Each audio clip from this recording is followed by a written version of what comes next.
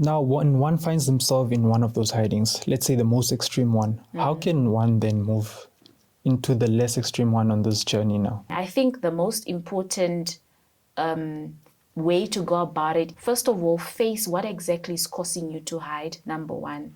Is it fear? Is it pain? Is it the fear of failure? And in you identifying that becomes easier in trying to face it and in also trying to sort of overcome it.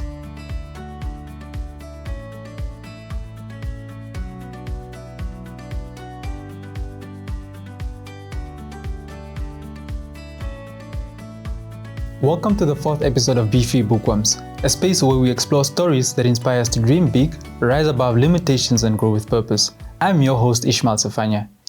In our most recent episode, episode 3, we sat down with Emerita Nipare and delved into her journey of purpose, resilience, science, leadership, and the courage to grow in spaces where you may feel unseen. If you haven't watched or listened to that episode, I highly recommend that you do that. There's some really good gems in there. Today we're doing something a bit different. So we are shifting from the inner journey of healing to the transformative journey of unlocking potential and intentionally building a life of purpose. Joining us in studio today is Mirjam Matheus, a medical professional whose work bridges public health innovation and women's empowerment. She's also the founder of Becoming Health Namibia and serves as the project development manager for Project Health Gen. Her leadership extends across constituency, regional and national platforms, including service on the Presidential National Health Task Force. She's also a respected voice in public health. Mirjam, who has chaired national programs, moderated critical conversations, and appeared on television platforms to inspire awareness, leadership, and community transformation. Through her work, she has dedicated herself to helping individuals and communities to realize their potential and to create meaningful impact within their communities. Now, in her new book on our shelves today, titled Making the Most of Your Twenties, Mirjam combines her professional expertise with a passion for personal development, offering practical wisdom for young adults seeking to build a strong foundation for a life driven by purpose, vision, and unstoppable momentum. Mirjam, welcome to BeFree Bookworms. How are you doing this morning? I am doing well. Thank you so much for having me, Ismael. How are you doing today? I'm doing great. I've been looking forward to this actually. Yeah, same. I'm actually glad that I finally made it here. Yeah. Making the most of your 20s. Yes. That's why we're here today, isn't it? Yes.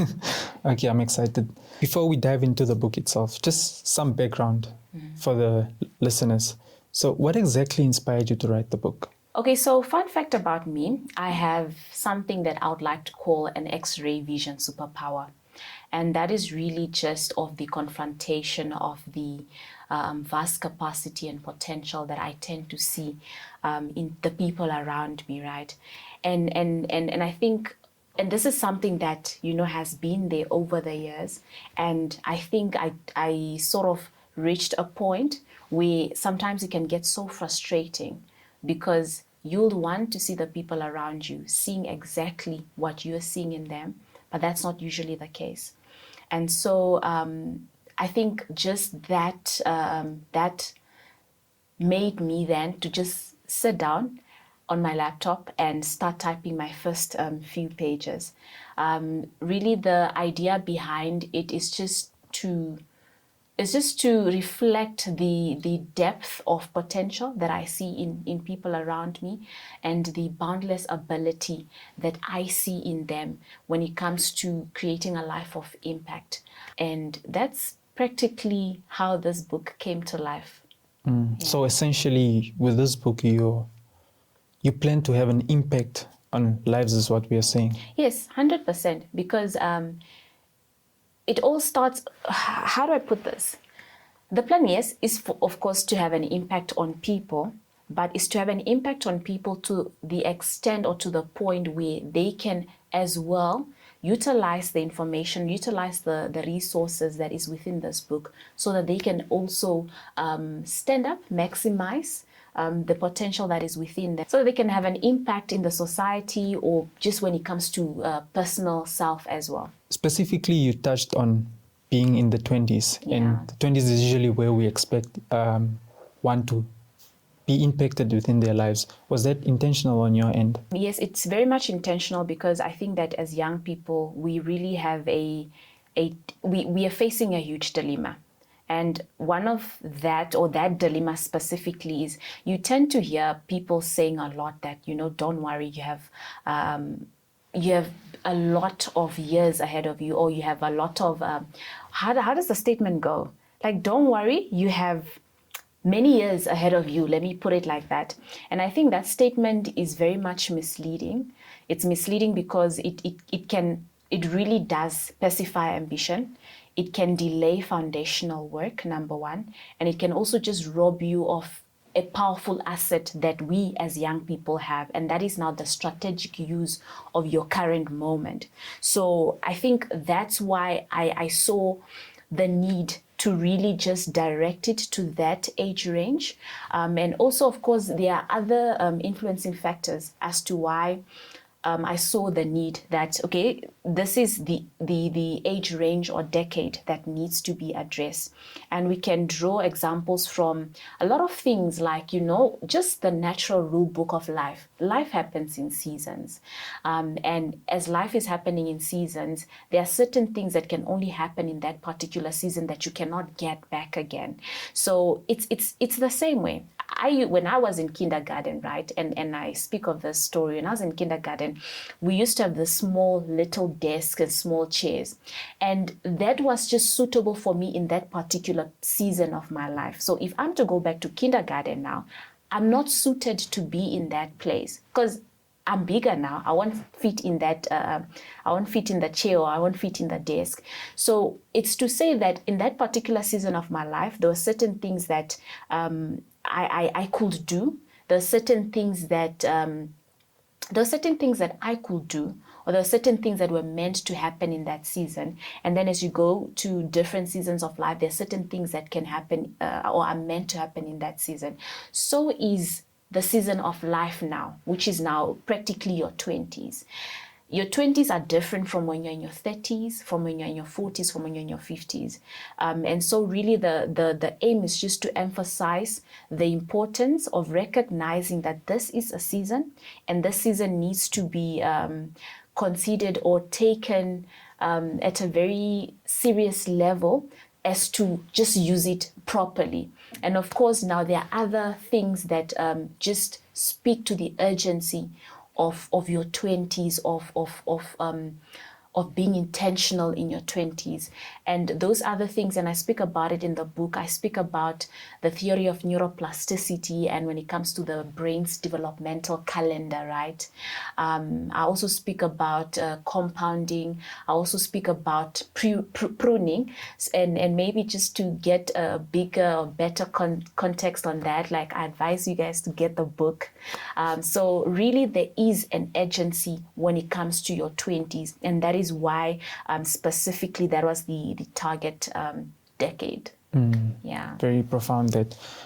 Is there, in terms of your 20s, there is going to be, consequences if one doesn't take that time frame of their age very serious? Whatever consequences do we expect? And do you think that if one doesn't take their 20s seriously, then does that mean that their whole life is not going to materialize into something that they're happy about? Or what exactly are we saying there? So in as much as this book has a specific focus or target audience of people in their 20s, it doesn't necessarily apply to just people in their 20s, because the principles within it are so solid and so fixed that they can be applied to the different decades of life, or the different age groups of people. And I'm one person that says that it's never too late, number one. So for us to say that, okay, no, does it mean then that if people don't intentionally utilize what the message of this book is saying in their 20s, then it's like, that's it, that's the end of things, or it's a total mess up? Of course not, because at the end of the day, whatever stage of life you find yourself in, that's always the best place to start.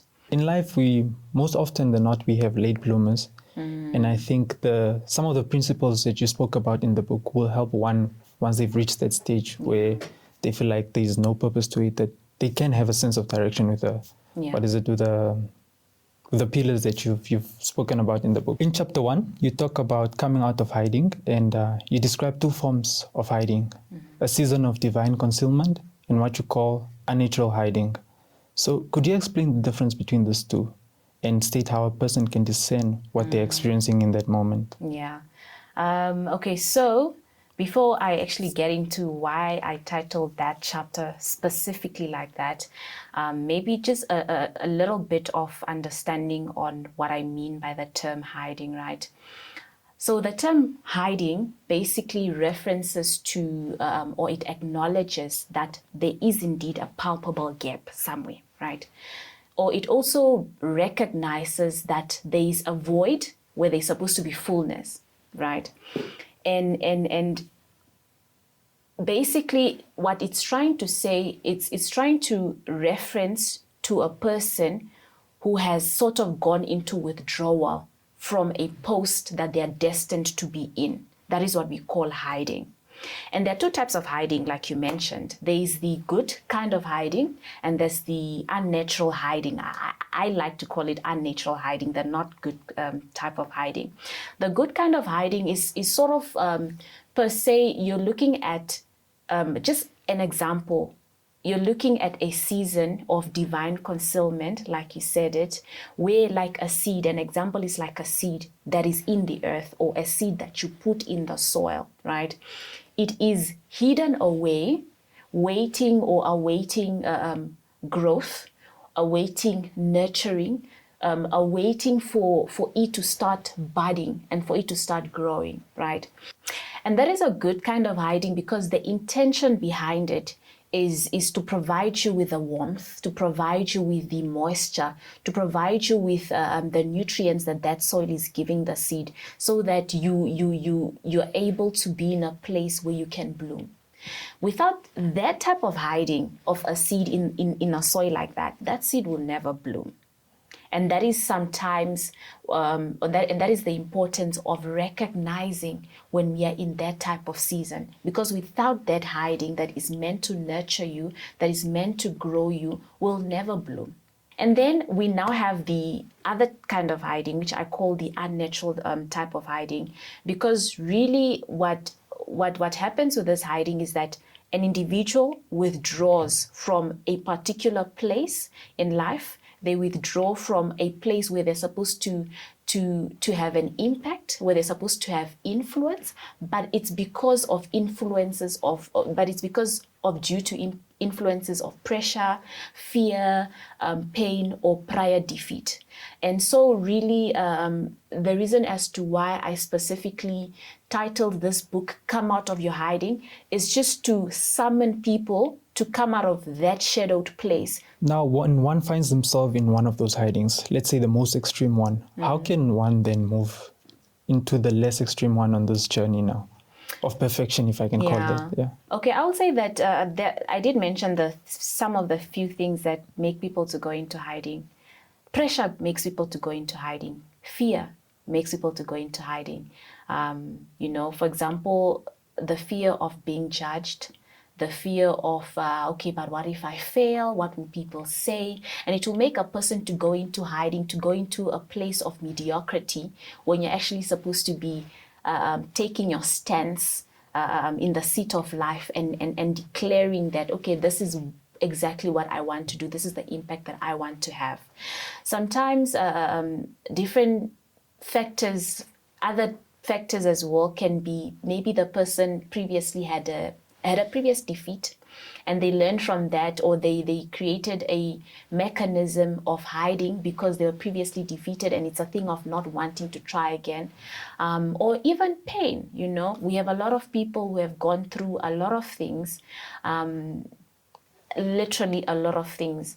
Of course, I don't want to go into that, but such things can also make a person go into a place of solitude. And the moment you go into a place of solitary, you basically giving up your seat that you're supposed to have, in the I like to call it the seat of life, where you're supposed to declare your stance and say that, okay, this is me and this is the impact that I want to have and this is me fulfilling my destiny.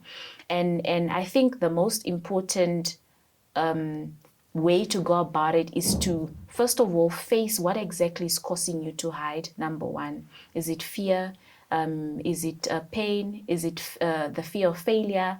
And in you identifying that, that becomes easier in trying to face it and in also trying to sort of overcome it. I think on a personal note, I definitely agree with you on that, where if you experience personal defeat, you tend to like seclude yourself and be in this hole most of the times. Yes. And reading the book, it's something that I could really resonate to. And I think for any young person that's out there and listening to this podcast now and that feels that they're in this deep hole where they do not have a sense of purpose, I think they should really read the book and just hear what you have to say in that regard. Once someone comes out of this place of hiding, the next challenge is understanding what they're going through and maybe how they should go about things in that process. And you touch this on chapter 2, and you speak about innate potential. What do you mean by innate potential in that sense? Okay, so innate potential, right, is, or I can reference it to, it's sort of like a inherent evolving capacity that is within each and every one of us. I would like to reference it as well to sort of like a reservoir, if I'm saying the word right, a reservoir of untapped potential that is just waiting to surface. I think in short, that is what innate potential is. And I think maybe a good example I can give is if we're looking at the wooden chairs that, we sit on, that wooden chair initially began like as a dormant, unassuming seed, right? An assuming seed somewhere that was supposed to create a tree. But it began as a dormant, unassuming seed that held so much capacity in it, that held a universe of capacity in it to become a tall, majestic tree. And of course, now that tree, as it became a strong, majestic tree, it's used, the wood is used and turned into the wooden chair that we sit in. That is the innate potential of that seed. Another example I can give is when we're looking at crude oil. I think I have a fascination for crude oil now. When we're looking at crude oil, which is basically a fossil fuel that has so much chemical energy within it now from organic matter, right? And in its raw state, there's nothing you can do with that crude oil. But the moment that crude oil becomes kinetic, it has the power to generate electricity, power transportation, production of various products, right? And that's also what I would like to reference to the innate potential within that crude oil. It has the power to become, but in its raw state, it's just something that's there with chemical energy. And that's also another good example of innate potential. Another thing is a diamond, like we say, a girl's best friend, a diamond.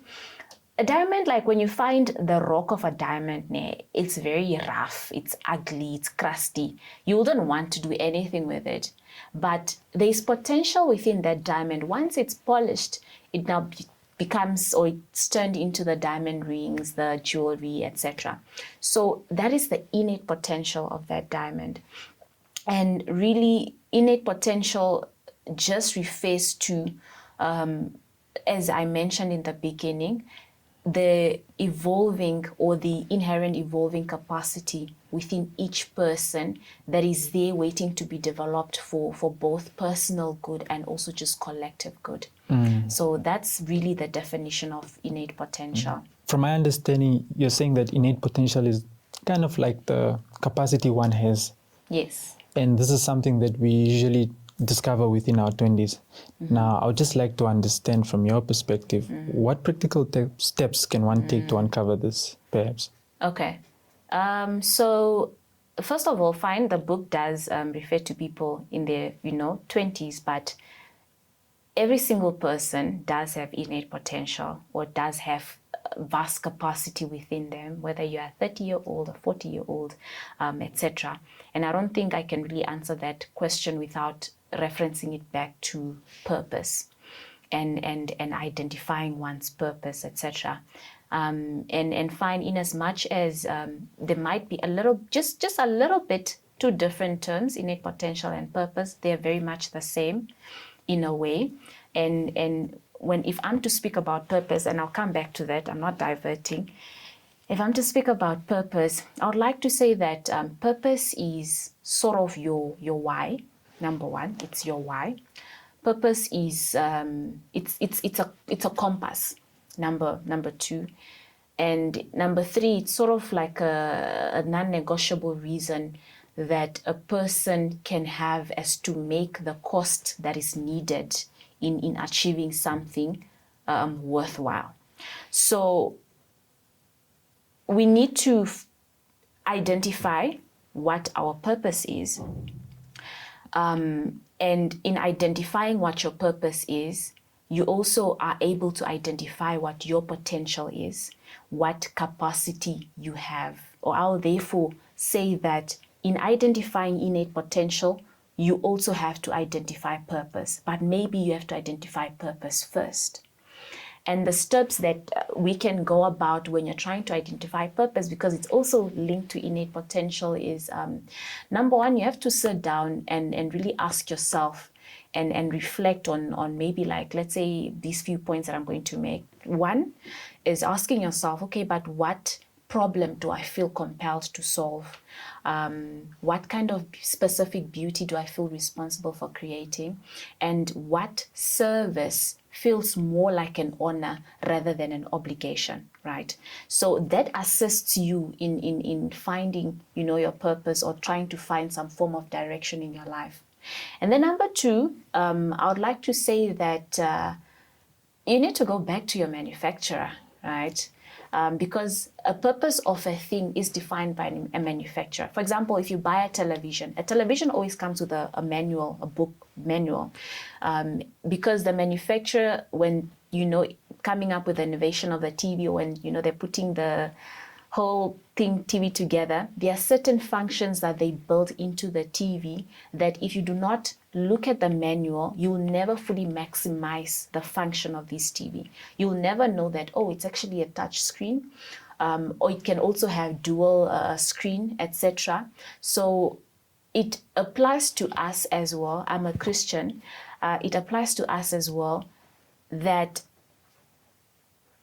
so like the TV, we also have a manufacturer, and the manufacturer is God. And like I said, that the manufacturer defines the purpose of a thing. So that's now also the best time to go back to the manual, which is now, God or the Bible, and try to figure out, okay, what exactly did my manufacturer have in mind when he was creating me? And I think also another thing is trying to sit down with yourself and reflect on what are some of the things that I'm actually good at, and just using all these things and trying to loop them together. And that is one of the ways in which a person really can understand purpose, or can understand their purpose. And in you understanding what your purpose is, it also helps you to understand what your innate potential is, or what exactly is buried within you, what your capacity is. So in answering that question, I have to tie down purpose to innate potential, because in finding one, you also find the other. Now, moving on, in chapter 4, you speak of dreams and visions. Can you perhaps just define the two, if they do have a difference? Okay, so because I don't want to mess this up, I'm just going to read those two definitions. I defined vision in the book as the ability to look further than your eyes can look, right? Vision is seeing the future before it comes into being. So practically, your vision becomes your future. What you see is what you become. So it's practically, again, an internalized, clear image of a preferable future. That is vision. And dream, these two words are interchangeable, but dream also here I define it as it is the vision of a future reality. So that's the definition of the two words. Okay. Yeah. How important has having a vision or a dream been in your life? Can you perhaps just chronicle your life's journey? Okay. And the importance of having a dream thereof, Very important, actually. Very, very, very, very important. In fact, it's the foundational aspect of anybody's life, right? Because we cannot want to talk about me. Now, since we're talking about me, we cannot want to talk about me wanting to have any impact in society, my community, my country, or the continent, me wanting to have an influence without talking about vision. Because I always use this word or this term or phrase that says that you can only go as far as you can see. And that is true, because sometimes if I am seeing that I'm having a desire to have an impact, but I'm only seeing it at community level, then you get a person that is seeing it at national level, a person that is seeing it at a global level. You can only go as far as you can see, meaning that if my vision really is just to see myself having an impact in my community versus having an impact on a global stage, I can only have an impact in my community because that is what I see. But if I am seeing at a global stage, right, come high or low, come low or high water, I will make sure that I'm bypassing the levels, community level, national level, continental level, until I reach global level, because that's what I'm seeing. And that is very, very, very important. And I think it's also a matter of us training ourselves and maybe teaching people to learn to see further, because the importance of learning to see further is that, okay, let me rather reference that to an example of my personal self. Go ahead. Yeah, so primary school or high school, just generally, I like school. But I liked school because I grew up in a house where I was practically the youngest. So school was, a time for me to go be with my peers. But I also loved learning. I loved books and just, being diligent in my books. So what I would do every single semester, right, I had a goal, grade 3 and 4. I had a goal that I wanted to be the best in my grade, right? And what I will do every single semester is write down the subjects that I had.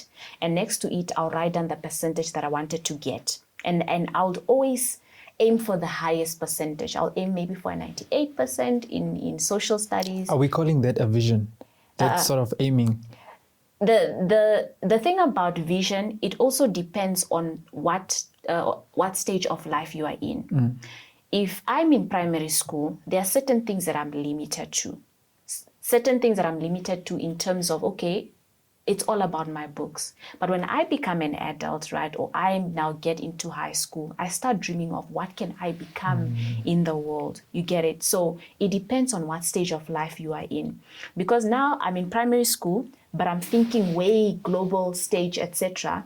It doesn't really make sense because I'm in a particular season of my life and I want to achieve the best or have the best impact in the stage of my life that I'm in. And you get what I'm trying to say? Definitely. Yeah. So, I would aim for the highest, 97%, 98%, etc., etc. And I'll come back every single day, look at it, say it out loud. And when at the end of the semester, if I aim for 97, I would at least maybe have gotten a 94%, right? Had I aimed for a 79, I'll probably have gotten a 60-something%, meaning I can only go as far as I can see. So it's also a thing of where we need to train ourselves to see further, or to see the furthest or the most impact that we can have, or the most level of utilizing of our capacity that we can do. Yes. So yeah, I think essentially that's what it is. Essentially, that's what it is. And then I got into high school. My vision now, of course, broadened, where I now got into a stage of my life of thinking of career-wise. And I knew what I wanted to become since, let's say, grade 7. I wanted to become a pediatrician at that time. And also that assisted me in adding, because now at that stage in my life, once again, it was all about school. And it's also one thing I will advise you guys, and something that I always advise people or young people who are still in school, that, in the opportunity that you have now, you being in school, please utilize your school to the maximum of your capacity, get to varsity, etc. Because if you mess up this opportunity now, you won't get it back again. So I had a vision of wanting to become a pediatrician. I applied those steps that I've learned in primary school to that, where I knew that, to get into medical school, I need mathematics, I need physical science to have this level. And so really, I applied it like that. And throughout my high school, towards the end of my high school and my varsity years, my vision now also broadened of the exact impact I wanted to have in the world, right? Remember, sometimes it's really dependent upon the season that you're in when we're talking about vision. And I know what I want for my life now. I know the extent to which, I want for my life. And that's why I'm preaching on the fact that we need to teach ourselves to see further, because you can only go as far as you can see. So, yeah. That brings me into my next question. Now, as important as having a vision is, and the sense of direction it gives you and purpose it gives you, how do you ground yourself so that your visions and dreams remain practical and actionable and they make sense? Because you don't want to be left in a place where you just exist in a bubble, Yeah. Okay. How do you ground yourself? I don't like the term practical that you used. I apologize for that. I take it back. I don't like that term because currently, in the current moment that you are in, you are used to what currently exists. And if we don't break through the normal of what currently exists, we'll never really achieve things. We will never have inventions made if we never go out of the practicality of our current moment. So we have to be very impractical. That's how innovations come into being. So I wouldn't really say the term practical. And what I'm trying to say basically is this is where you can now have the freedom to not be practical at all, other people from the outside, they'll see you as crazy. An example I can give you. We come from a society, it depends on what household or society that you come from. But sometimes we come from a society where you find young people who understand the direction of their life, who have a specific vision for their life, but the people around them are sort of not really supported because they're just not seeing what this person is seeing. You get it? These people are being very practical. The support system, the people that are supposed to be a support system, they're being very practical. They're used to what's normal. But if we confine ourselves to what is practical and what is normal, we will never break through to create things or to have a better world. That's literally how every innovation, every transformation in the world, that's how it came to be. Because there was that person that saw something that everyone else didn't. And according to people, they were not being practical. You get it? So we're not supposed to be practical about these things. I'm supposed to see the future in 50 years from now and okay, this is what I want to achieve. But the people around you are not seeing it, right? And they will call you unrealistic. They'll call you not being practical. But that's exactly what it's supposed to be. That's exactly what vision is supposed to imply. So really, I wouldn't say we please don't be practical. Don't be practical about your vision. You must be you must be a visionary. You must see what other people are not seeing so that you can be one of the people that transforms the world. So I can't really speak to grounding because I don't believe in practicality. Guys, you heard it from the medical doctor writer's mouth. Be impractical with your visions and dreams. Yes.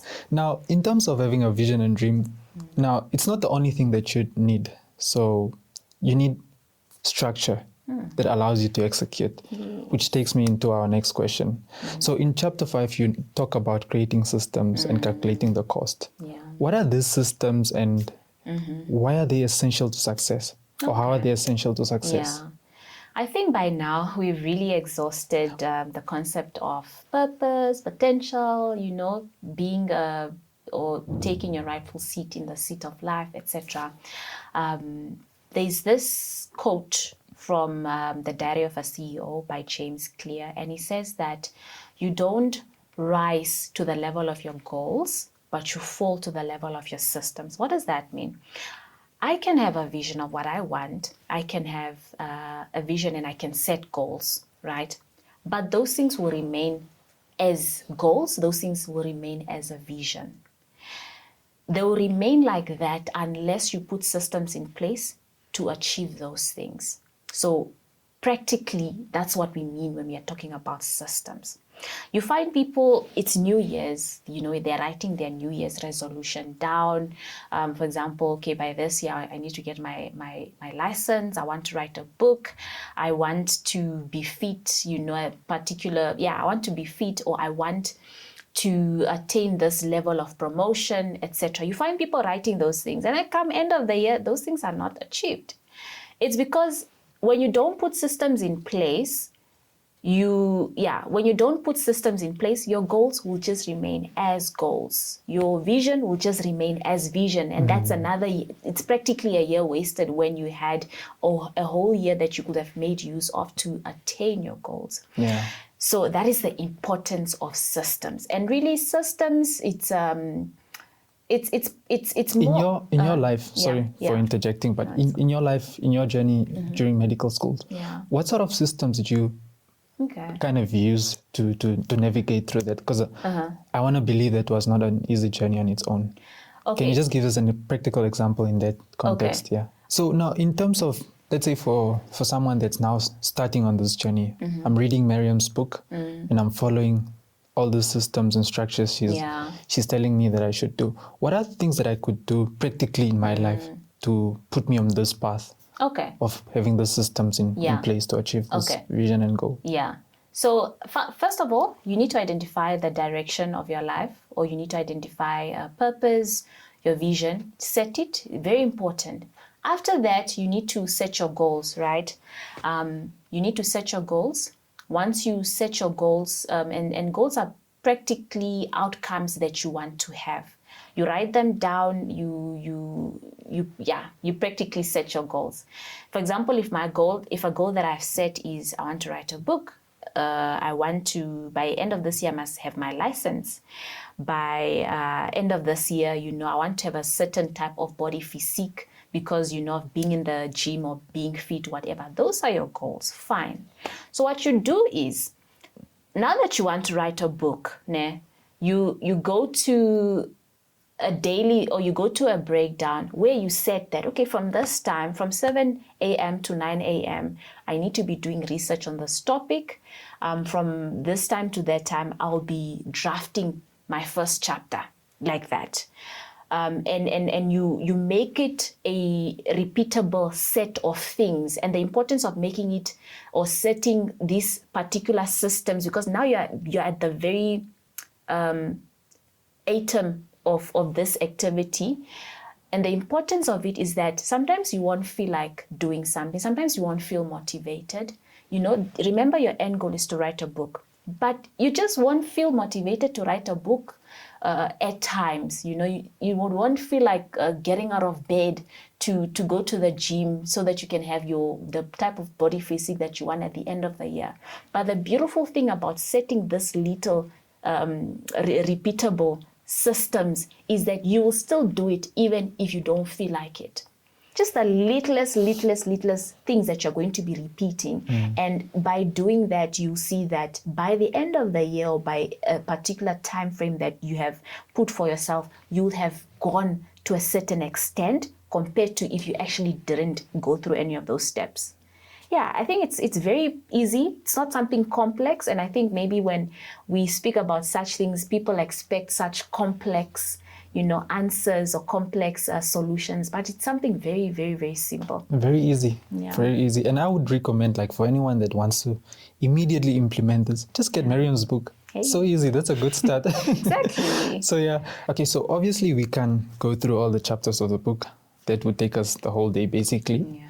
So we are going to move on to chapter 7. I think chapter 7 was one of the most powerful chapters reading this book, and you speak about creating your own table in that chapter. And from my understanding, is that sometimes life doesn't necessarily go the way we expect it to go, and hence we are forced to do things for ourselves. Exactly. But within that context of the book and with that little, what do you mean by creating your own table in the context of the book? Okay, so that's actually a very, very powerful concept because it speaks about the reality of what we are facing. What we are facing just as people, whether as youth or, it speaks to the reality of what we are facing. Because sometimes we want certain opportunities, we want to be in certain rooms, we want to be in certain places, but we won't always be invited in that place. We won't always be invited to partake in that particular opportunity that you are looking for, and it doesn't even matter whether you actually have the experience, whether you have the ideas, whether you have the drive. None of that sometimes matters, because the truth is that, and that's the harsh reality of things, is that sometimes you just won't be invited in that. So what are we then going to do? Are we going to sit back and wallow in the fact that, okay, I can't get in this room, I can't be in this industry, I can't, sit at this table? Are we going to do that? And that should not be the case at all. And that's why I introduced the concept of creating your own table. And the term table really is just synonymous with opportunities, right? Creating your own opportunities, waiting or stopping or not waiting for a person to give you permission to be in a certain place, right? If I want to sit at a particular table of a specific industry, instead of me being sad that I can't get there, why not create my own table, right? Why not create my own opportunity, find maybe in that particular industry as well. And in me doing that, other people also get to sit at my table. So what we're trying to say here is that there's so much power and there's so much freedom when we understand the importance of not waiting for somebody to give me permission to do something, of not waiting for a person to give me an opportunity. Because sometimes people they never had to think about you, so, and that's just the reality of things. And really that's the mindset that I want, the viewers or the listeners to apply. Creating your own table can look like, it can look like that business that, instead of, let's say you're constantly applying somewhere, you're not getting there, create your own table, create your own business, create your own organization. And the beautiful thing about it, once again, is the fact that when you do that, you're creating a space where other people also will come and sit. So practically that's what creating your table means. It just addresses the reality that we also face as people. Can we say your book is you creating that table for yourself? I will say that, no, okay, yes, we can say that, although I didn't look at it that way before. I'll say creating my own table, for example, began as me founding my organization, the health organization, Becoming Health Namibia. And it's a table that has opened up so many opportunities within the health sector. It's a table that other people today get to sit on that table. And that is something very, very, very, very, very, very profound. I see that as me creating my own table. With regards to the book, I also see it, perhaps I can see it as creating my own table, although really the intention behind it was just for me to sort of have some form of impact in people, because I also want them to rise up. I wanted to summon people so that they can take up or stand and unleash the impact take that up they space, can. Yeah, exactly. So personally, we can say it is sort of creating a table, but maybe I didn't look at it that way. Yeah. Yeah. We're almost at the end of our episode for today. If you're still tuned in and you haven't gotten something from from today's episode. I think the key takeaway from this episode should be now, in this moment, is that if you're in a place in which you feel stagnant, create your own table, Yes. Start that business, Yes. write that book like Mirjam, create your own table. Mirjam, thank you so much for sharing your time with us today. We really and truly appreciate it here at BeFree Studios. Thank you so much, Ismael, for having me today. I really, really do appreciate the opportunity. I was very much honored when the BeFree Bookworms reached out pertaining to the book, and I'm just hoping that today's session did perhaps speak to somebody, and people can actually walk away with something. Mirjam, thank you so much for joining us in studio today. It means the most to us here at BeFree Studios. And to our listeners, if you enjoyed today's conversation, please get yourself a copy of Mirjam's book so you too can unlock your fullest potential. For more episodes, stay tuned to our social media platforms. That's BeFree Studios on Instagram and on X. And if you're not already following us on Spotify and Apple Podcasts, please do so now. Until next time, remember, stay inspired, stay curious, and always remember to read, dream, and be free.